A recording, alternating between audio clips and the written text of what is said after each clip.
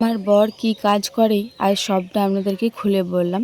আর এই বাচ্চা ছেলে নিয়ে ঘরটা মোটেও ক্লিনিং করা হয় না, ওই মাঝে সাঝে একটু আধটু করা হয়, তবে আজকে ঘরটা একদম ডিপ ক্লিনিং করলাম।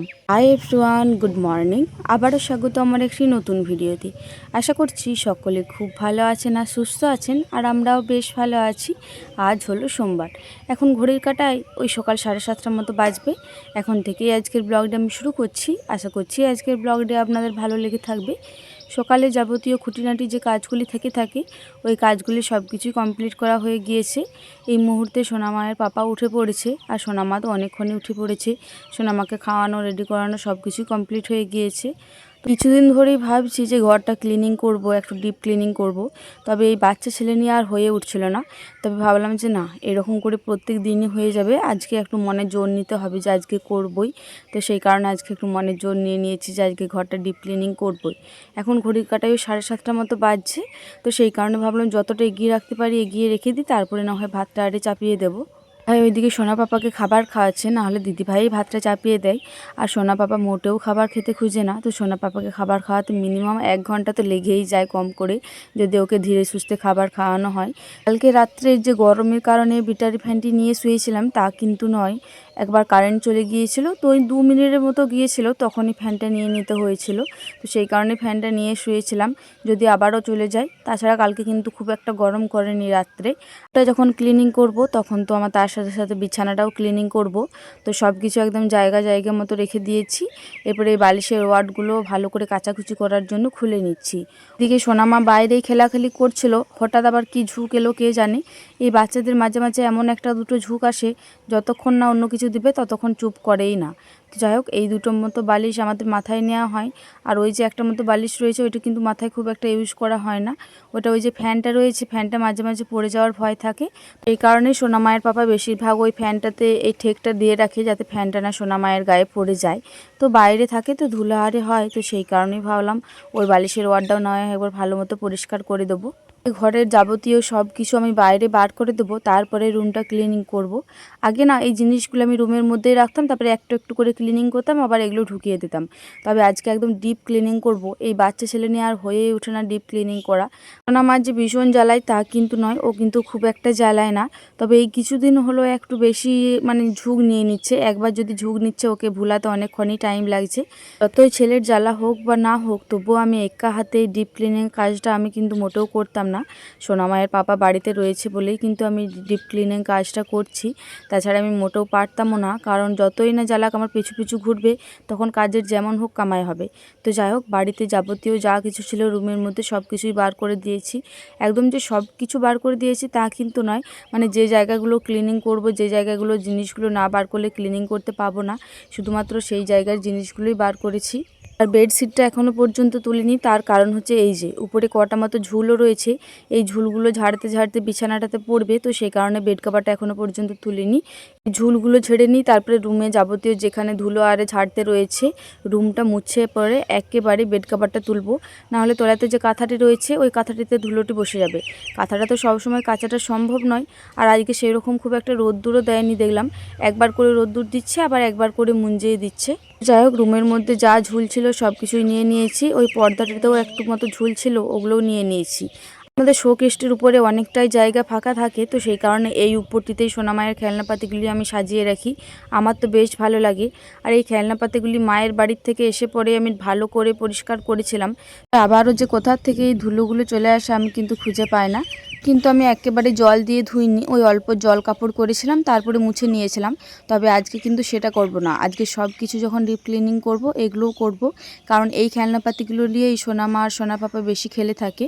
তো সেই কারণে এগুলো ভাবছি একটু শ্যাম্পু জল দিয়ে ভালো করে ধুয়ে পরে রোদে শুকিয়ে পরে রাখবো। তো যাই হোক, আপাতত এগুলো বাইরে রাখি। ঘরটা প্রথমে ক্লিনিং করে নিই, তারপরে না হয় ওই জিনিসপাতিগুলো আরে ক্লিনিং করব। আর এই উপরটা যে কী অবস্থা হয়েছে এই কিছুদিনের মধ্যেই, মানে কি বলবো, যে আপনারাই দেখে নিন কতটা পরিমাণে নোংরাটা হয়েছে। আর যেহেতু সাদা পেপার, তো সেই কারণে একটু বেশিই বোঝা যাচ্ছে নোংরাটা। তো যাই হোক, ওইদিকে পেপারটা আরে সব কিছুই বাইরে করে দিয়ে এলাম, ওগুলো পরে পরিষ্কার করব। আপাতত রুমটা পরিষ্কার করিনি, ওই উপরটা ভালো করে পরিষ্কার করে নিলাম। এরপরে বেডশিটটা তুলে নিই। দাঁড়ান দাঁড়ান দাঁড়ান, বেডশিটটা তুলে তো নিচ্ছে, এখনও পর্যন্ত একটা কাজ রয়েছে। এটা হচ্ছে আমার ফ্যানটা পরিষ্কার করা। ফ্যানটাও বেশ কয়েকদিন হলো পরিষ্কার করা হয়নি। বেশ কয়েকদিন বলা ভুল, মিনিমাম ওই 1 মাসের মতন হলো পরিষ্কার করা হয়নি। তো ফ্যানটাও একটু ভালো করে পরিষ্কার করে নিই, তাহলে এই বেডশিটটাই লেগে যাবে কিছু পরলে ধুলো আরে। ফ্যানটার এই যে নিচের পোর্শনটা রয়েছে এই পাখাগুলো কিন্তু সেরকম ধুলো হয়নি, তবে উপরটা প্রচণ্ড পরিমাণে ধুলো জমেছিল আর একটা দুটো ঝুলও ছিল। ভাগ্যিস মনে পড়লো, না হলে এই ফ্যানটা রয়ে যেত। আবার কোনো দিন মনে পড়লে সেদিন হয়তো মনে পড়তো, তবে বেডশিটটা চেঞ্জ করার কারণে হয়তো আর করতে ইচ্ছা করতো না। তবে ভালোই হলো, মনে পড়ে গেল, তাহলে একেবারে পরিষ্কার করা হয়ে গেল। তো যাই হোক, বেডশিটটা তুলে নিই। এরপরে কটা মতো কাচাকুচি করা রয়েছে, না হয় মাখিয়ে দিয়ে চলে আসি। বেশ কটা বলতে ওই যে আমার বেডশিটটা রয়েছে, বালিশের ওয়ার্ডগুলি রয়েছে, সোনামায়ের হয়তো 1 থেকে 2টো মতো জামা প্যান্ট রয়েছে, আর বাবা আগে সকালে 2 থেকে 3টে মতো জামা প্যান্ট দিল যে খেপি এগুলো কাচাকুচি একটু করে দিবি। তবে আজকে সাবানগুড়ি সকালে একটু বাড়ন্তই হয়ে গিয়েছিল, কালকের থেকে বাড়ন্ত হয়ে গিয়েছে। আজকে দাদাভাই বললো দোকান যাবে, তবে এখনও পর্যন্ত যায়নি, বললো যে একটু দেরিতেই যাবে। সকালে একটু প্যান্ডেলের চাপটা থাকে, তো সেই কারণে এখনও পর্যন্ত যায়নি। তো সেই কারণে বিশেষ করে আমি ওই 10 টাকার একটা সাবানগুড়ি নিয়ে এলাম। আমি 10 টাকার যদি সাবানগুড়ির প্যাকেট এনে থাকি, তবে কিন্তু আমি এই সানলাইটেরটাই এনে থাকি, কারণ এই সানলাইটেরটাই প্রচণ্ড পরিমাণে ফেনাও হয় আর জিনিসগুলোও বেশ ভালো মতো ছাড়ে। তো যাই হোক, এইদিকে মেখে রেখে দিয়েছি। এরপরে আমি ঘরটা মুছে নেব। জিনিসগুলি কিন্তু আমি এখন কাচাকুচি করব না, কারণ এগুলো কাচাকুচি করতে গেলে অনেকটাই দেরি হয়ে যাবে। সোনামা অনেকক্ষণই না খেয়ে রয়েছে, এর মাঝে কিন্তু সোনামায়ের পটি করাও হয়ে গিয়েছে। তো সোনামায়ের পটি করার মিনিমাম আমি আধ ঘন্টা থেকে 1 ঘন্টা পর খাবার খাইয়ে থাকি। তো সোনামায়ের পটি করা মিনিমাম ওই 40 থেকে 45 মিনিট মতো হয়ে গিয়েছে। তো সেই কারণে ভাবছি যে ঘরটা মুছে নিই, তারপরে না হয় সোনামাকে খাবার খাইয়ে দেবো। খাটের তলে যে আমার প্রচুর জিনিস থাকে তা কিন্তু নয়, ওই একটা মতো বাক্স রয়েছে, তবে ওই বাক্সটা ভারীর কারণে আর বার করতে পারিনি। আর সোনামায়ের পাপারও শরীরটা একটু অসুবিধা রয়েছে, ও নুইতে পারছে না, তো সেই কারণে ওকে নিয়েও বাক্সটা বার করতে পারলাম না। ওই তোলাতে আমার সোনামায়ের আর সোনামায়ের পাপার জুতোগুলোই শুধু থাকে, ওই জুতোগুলো বার করে খাটের তলাটা যতটা নাগাল পেয়েছি আমি এরকমভাবে মুছে নিয়েছি। যাই হোক, আজকে রুমটা ক্লিনিং করতে করতে একটা দিদিভাইয়ের আমি প্রশ্নের উত্তর দেবো। একটা দিদিভাই, ফেসবুকে দিদিভাই আমাকে কমেন্ট করেছিলেন। দিদিভাইটির নাম হচ্ছে টুয়া টুয়া বলে ফেসবুকের আইডিটা রয়েছে। তো দিদিভাইটি কমেন্ট করেছিলেন, দিদিভাই তোমার বর কি কাজ করে? তো আমার বর সেই রকম এখন কোনো কাজ করে না। আমার বিয়ের আগে পর্যন্ত আমার বরমশাই বাইরেই কাজ করতো, আমার বিয়ের পরেও বাইরে কাজে গিয়েছিল। তবে এসে পরে চাষবাসটাই দেখতো, অনেক দিনই হলো চাষবাস দেখছিল। তবে চাষবাসে এখনকার মানুষের সেরকম তো কোনো কিছুই হয় না, তো সেই কারণে আবারও বাইরে কাজে গিয়েছিল। তবে বাইরে কাজে যাওয়ার কারণে ওর একটা অসুবিধা হচ্ছিল, তো সেই কারণে বাড়ি চলে এসেছে। এখন মিনিমাম 1-1.5 মাস হলো বাড়ি চলে এসেছে। এখন একটা বিজনেস ওপেনিংয়ের প্ল্যানিং চলছে, তো সেই কারণে বিশেষ করে বাড়িতে রয়েছে। মিনিমাম বললো আর 1 মাসের মতন টাইম লাগবে, তাহলে বিজনেসটা ওপেন করতে পারবে। আমাদের সব মধ্যবিত্ত বাড়িতে ব্যবসা ওপেনিংয়ের আগে 2বার ভাবতে হয়, কারণ সবসময় পয়সাটা জোগাড় থাকে না। তো সেই কারণে পয়সাটা জোগাড় হলেই আমাদের এই ব্যবসাটা ওপেনিং করার প্ল্যানিং রয়েছে। এখন শরীরেরও একটু অসুবিধা রয়েছে, তো সেই কারণে আর কোনো কাজে যাচ্ছে না। আর এই ব্যবসাটা ওপেনিং করবে, তো সেই কারণে ভাবছে কাজে যেয়ে আর শুধু শুধু কী করবে, ওই 1 মাস করে কাজে যেয়ে তো কোনো লাভ নেই। তো সেই কারণে ভাবছে একেবারে পার্মানেন্ট একটা কাজে বসবে। যাই হোক, ওইদিকে রুমটা ক্লিনিং করার পরে সোনামাকে খাইয়ে ঘুম পাড়িয়ে দিয়েছি। তারপরে এগুলো সব কাচাকুচি করে ধোয়াধুয়ি করে নিয়ে চলে এসেছি ছাদেতে। ও এই টাইমটায় বেশ অনেকখানি ঘুমোয়, তো সেই কারণে ওকে ঘুমটা পাড়িয়ে দিলাম, তাহলে ও নিশ্চিন্তে ঘুমাতে পাবে আর আমিও ওই কাজগুলি নিশ্চিন্তে করতে পাবো। সোনামায়ের অনেক খেলনা ছিল, ওই সব কিছু খেলনা আমি ভালো করে ধুয়ে নিয়েছি। শুধুমাত্র ওই শোকেসটার উপরে ছিল ওই খেলনাপাতিগুলো নয়, কিন্তু ঘরে যাবতীয় যা কিছু ছিল সব কিছু ধুয়ে নিয়েছি। ওই 10:30টার মতো বাজে। এই মুহূর্তে ক্লিনিং আর সব কিছু কমপ্লিট হয়ে গেছে। তো ওই যে ছাদে জিনিসগুলো মেরে পরে নিচেকে এলাম, এসে পরে সোনামা উঠে পড়েছিল। উঠে পরে আমার আবার একটা কাজ বাড়িয়ে দিয়েছে। 3টে মতো কাঁথা থাকে, একটা মতো তোষক থাকে, একদম মোটা তোষক। আমি তো একা মানে তুলতেই পারি না, সে ভীষণ কষ্ট করে তুলতে হয়। তো সবকে ভিজিয়ে দিয়েছে টয়লেট করে। বেনার দিয়েছিলাম, বেনার থেকে উঠে পড়ে পাশে যেয়ে পরে টয়লেট করেছে। তো একদিক থেকে ভালোই হলো, সেই যখন ঘরটা ক্লিনিং করছি একদম বিছানাটা পুরোটাই রোদে দেওয়া হয়, সব কিছু একদম রোদে দিয়ে দিয়েছি।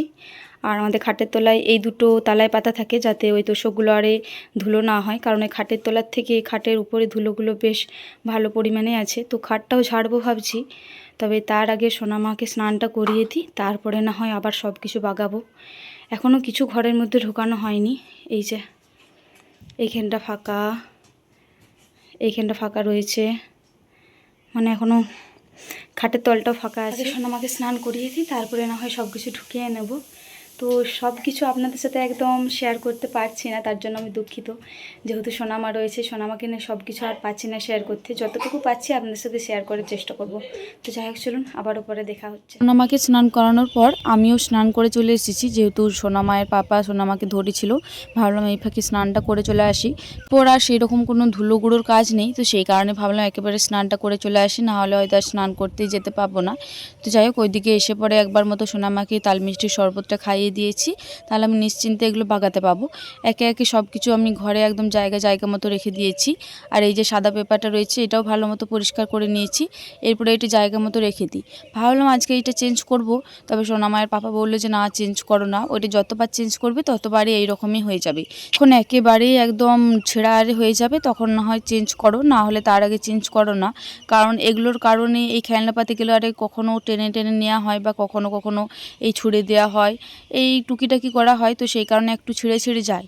তো যতবারে আমি চেঞ্জ করি না কেন, ওটা যতবার চেঞ্জ করবো আমার চেঞ্জ করতে ইচ্ছা করবে, তো সেই কারণে এইবারে আর চেঞ্জ করলাম না। এদিকে বড়দি ভাইয়ের কাছে সোনামাকে একবার মতো দিয়ে এসেছি, ভাবলাম এই ছাদের জিনিসগুলো না হয় একবার নামিয়ে দিয়ে আসি। আজকে তো আমার শরীরের অবস্থা পুরো 12টা বেজে যাবে, কারণ আজকে সকাল থেকে যা হয়রানি হয়েছে। তবুও দিদিভাই আজকে রান্নাটা সামলে নিয়েছে, তাই আজকে শুধুমাত্র ওই ভাতটাই চাপিয়েছিলাম, আর কিন্তু কোনো কিছু আমি দেখিনি রান্নার দিক থেকে। দিদিভাই পুরোটা সামলে নিয়েছি। তো যাই হোক, সব কিছুই তো রোদে দিয়েছিলাম, আপনাদেরকে বললাম। এরপরে না হয় একে একে সব কিছু পেতে দিই। সব থেকে তোলাতে থাকে তোষকটা, তারপরে উপরে থাকে এই 3টে মতো কাঁথা, আর তলাতে একটা মতো প্লাস্টিক দিয়ে থাকি, তারপরে এই পাতলা কাঁথাটা পেতে পড়ে আমার একদম প্রিয় বেডশিটটা পেতে দিলাম। এই যেদিনে ঘরটা ক্লিনিং করি, সেই দিনে মনে হয় আমার নিজের পছন্দের কিছু একটু ঘরটাতে পাতি, বা একটু মনের মতন করে ঘরটা রাখি, তাহলে কিন্তু বেশ মানে মনটা ফ্রেশ লাগে। তো আমি চট করে এই বালিশগুলো বিছানাতে সাজিয়ে রাখি না, আপনারা হয়তো সকলেই জানেন, কারণ আমি বিছানাতে বালিশ রাখাটা খুব একটা পছন্দ করি না। যেহেতু সোনামা এগুলো মোটেও রাখবে না, একটু পরে এগুলো সব ছড়িয়ে ছিটিয়ে দেবে, তো সেই কারণে ওই সাইডে যে বিছানা রাখার জায়গাটি রয়েছে ওইখানেই রাখি। এই বেড আরে ক্লিনিং করার পরে না আমার মনে হয় সোনামাকে আমি বেডটির উপরে চাপাই, তাহলে সোনামা বেশ ভালো মতো খেলতে পারবে। আমি সবসময়তেই ক্লিনিং রাখি, তবে যেদিনে একটু বেশি ক্লিনিং করি সেদিনে একটু বেশিই ভালো লাগে। এখন ঘড়ির কাটায় ওই বিকাল 5টা সাড়ে 5টার মতো বাজছে। এই মুহূর্তে কিন্তু প্রচণ্ড পরিমাণে বাতাস দিচ্ছে বাইরে, আর মেঘও উঠেছে। তাহলে যাবতীয় যা কাজ থেকে থাকে সব কিছু এই মুহূর্তে কমপ্লিট হয়ে গিয়েছে। এখন বাবা ছেনা কাটাতে মানা করছে, তো সেই কারণে আজকে ছেনা কাটানো হয়নি। আজকে ভাবছি একটু দই বসাবো, তো সেই কারণে এই ছেনা কাটানোর কাজটা তো নেই। ওই ঝাটপাট দেওয়া, ময়দা মাখা সব কিছুই অনেকক্ষণ আগেই কমপ্লিট হয়ে গিয়েছিল। তবে এই মুহূর্তে আমি আর দিদিভাই রুটি করতে বসলাম। দেখলাম যে মেঘটা যা ধরেছে, জল আরে নামিয়ে দিলে আর রুটি করতে পারবো না। এমনিতেও আমরা 5টা সাড়ে 5টা টাইমেই আমরা রুটিটা করে থাকি, তবে আজকে যেহেতু মেঘ ধরেছে আরও তাড়াতাড়ি মানে করার চেষ্টা করছি, নাহলে এই ছেলেগুলো উনুন শালে চলে আসবে, ছেলেগুলো পর্যন্ত ভিজে যাবে। আমাদের যেহেতু উনুন শালটা একটু ঝাঁপ আড়াল রয়েছে, তো সেই কারণে একটু ঝাপটাটা আসে, তো ওতে আবার ওই ছেলেগুলো ঠান্ডা লেগে যাবে, বিশেষ করে সোনা পাপার, কারণ সোনা পাপার একটু ঠান্ডা লাগার ধাতটা রয়েছে। তো যাই হোক, ওইদিকে আমি বেলে দিচ্ছি, আর এইদিকে দিদিভাই সেঁকে নিচ্ছে। দিদিভাই একে একে এইদিকে সেঁকে নিচ্ছে, আর এইদিকে একে একে হটপটে রাখছে। এই হটপটটি রাখার কারণে না অনেক রাত পর্যন্ত রুটিগুলি বেশ নরম থাকে। ঘরটি ক্লিনিং করার পর নিজেরও একটু ক্লান্ত লাগছিল, আর সোনা মায়েরও ঘুম পাড়াতে দেরি হয়ে যাচ্ছিল, তো সেই কারণে ঘরটা ক্লিনিং করার পর আর ভিডিও শ্যুট করিনি। এটা আজকে মানে যেদিনকে আমি ভিডিওটা ছাড়ছি সেই দিনকে আমি শ্যুটটা করেছি, যে আমার ঘরটা ক্লিনিং করে কেমন লাগছে। কারণ কালকে যেহেতু ক্লিনিং করেছি, আজকে একদম যেমনকে তেমনই রয়েছে। আপনারা হয়তো দেখে খুব একটা বেশি বুঝতে পারবেন না, আমি পরিষ্কার করেছি তো, জায়গার জিনিস জায়গাতে রেখেছি, দেখতে সে একই লাগবে। তবে ঘরটার থেকে যে পরিমাণে ধুলোটা বেরিয়েছে, ওই ধুলোটা বেরোনোর পরে আমার মনটা যে কী শান্তি লাগছে। যারা ঘর বাগায় তারাই হয়তো জানে যে ঘরটা বাগিয়ে কতটা শান্তি লাগে। আমার সব থেকে ভালো লেগেছে সোনামায়ের খেলনাপাতিগুলো ধুয়ে পড়ে। ওগুলো অনেক দিন থেকে ধুবো ভাবছিলাম, অনেকটাই ধুলো বসে গিয়েছিল। আর সোনামা সোনা পাপা যেহেতু খেলে, তো ওগুলো ধুয়ে পড়ে আমার বেশ ভালো লাগছিল। আর ওই যে পুতুলগুলি দেখেছেন, ওগুলোও কিন্তু আমি ভালো করে মুছে নিয়েছিলাম, ওইটা আর ভিডিও শ্যুট করা হয়নি। তো যাই হোক, চলুন আমার রুমটা কেমন লাগছে ক্লিনিং করে, আশা করছি কমেন্ট করে জানাবেন। আর আজকের ভিডিওটা এই পর্যন্তই, আবারও দেখা হবে পরবর্তী কোনো ভিডিওতে। ততক্ষণে সকলে খুব ভালো থাকবেন আর সুস্থ থাকবেন। আর আজকের ভিডিওটি ভালো লেগে থাকলে একটি লাইক, কমেন্ট, শেয়ার আর সাবস্ক্রাইব করে আমার এই ছোট্ট চ্যানেলটির পাশে থাকবেন।